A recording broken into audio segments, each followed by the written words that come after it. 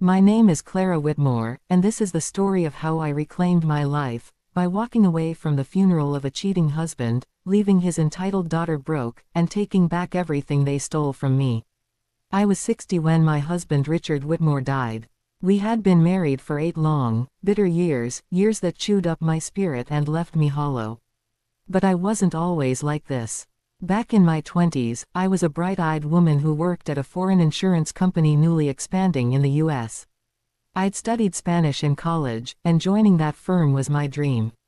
People called me adventurous, and I worked tirelessly, 7 days a week, putting off relationships to climb the corporate ladder. By my 30s, I had more time and started thinking about building a life outside of work. That's when I met Richard, charming, polite, with a smile that masked everything rotten underneath. He was a salesman, 4 years older, recently divorced due to incompatible personalities. He never mentioned having a child, let alone the kind of baggage that would ruin my life. After a year of dating, we planned a romantic getaway. I was hoping for a proposal. Instead, his mother and daughter came along. "Meet my mom Gladys and my daughter Lena," Richard said like it was perfectly normal. Gladys immediately insulted me, saying I had a plain face and small eyes. Lena, buried in a comic book, barely acknowledged me. And I was expected to share a romantic trip with these strangers. That night, Richard proposed in front of everyone in the restaurant, with roses, lights, and music.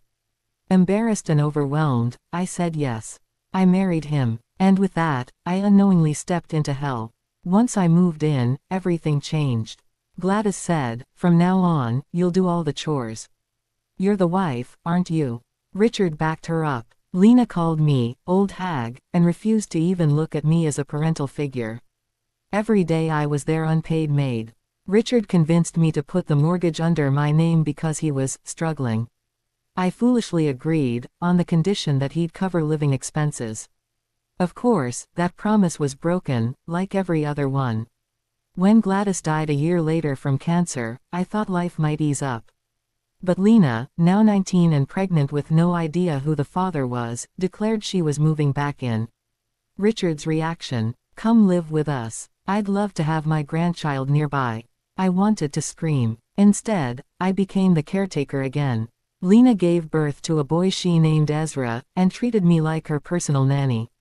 "You don't get to hold my baby, you're not family," she said, even as she dumped every single chore onto me. Ezra called me old hag, just like his mother. He hit me, screamed at me, spit cruel words. And Lena did nothing. I was invisible. I paid for groceries, diapers, utilities. Richard stopped contributing. Lena never worked. Ezra, now in school, bullied classmates and mimicked his mother's cruelty. I recorded it all, audio files of their abuse, saved under verbal abuse collection. I didn't know why I kept them, until the day Richard died. Richard told us he was going on a business trip to the Northeast. He died in a car crash near a resort town, nowhere near his claimed destination. At the hospital, I received his belongings, including his undamaged phone. I looked through it, and that's when I found her. Voicemails from his mistress. "Where are you? You said we'd meet at the hotel today. You said you loved me more than that ugly wife of yours." There were pictures, messages, trips, expensive gifts. While I paid bills and raised a child that wasn't mine, he was living a second life. I made a decision. As Lena and Ezra headed to the funeral venue, I stayed behind, packed up all my belongings, and hired movers. I returned to my elderly parents, who welcomed me with open arms and my favorite meal. I skipped Richard's funeral. Chapter 4, The Funeral Fallout. Lena called. Over 200 missed calls. "Where the hell are you?" The funeral started. "I'm not coming," I said. "Who doesn't go to their husband's funeral?" "Someone who's finally free," I replied. Then Richard's brother Walter called. Confused and furious, I told him I'd left a tablet at the funeral home. I asked them to open it. I video called in and faced a room full of shocked relatives. I played the voicemail. Gasps. I played more, audio of abuse, Ezra yelling for juice and calling me senile, Lena calling me disgusting. One woman at the funeral said, "I wouldn't have gone either." Then Lena spat, maybe if you weren't so ugly, Dad wouldn't have cheated.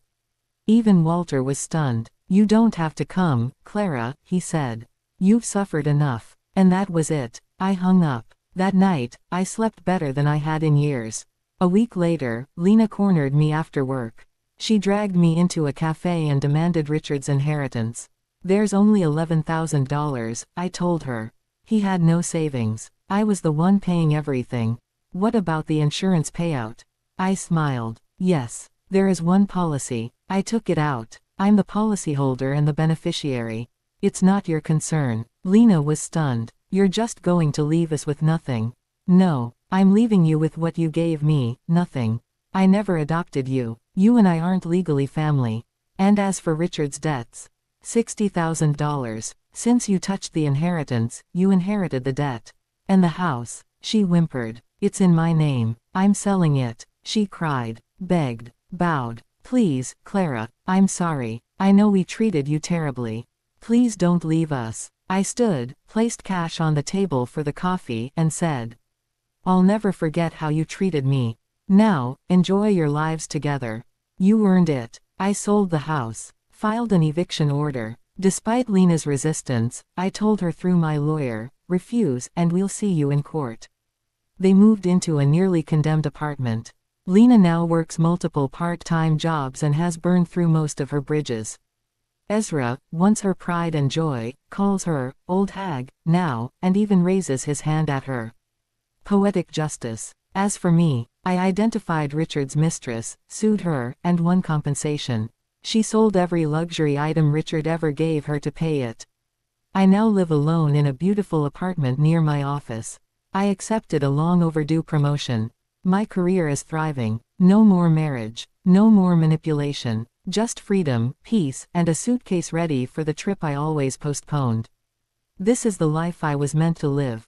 If you've ever been used, overlooked, or mistreated, remember Clara's story. Sometimes walking away is the greatest revenge.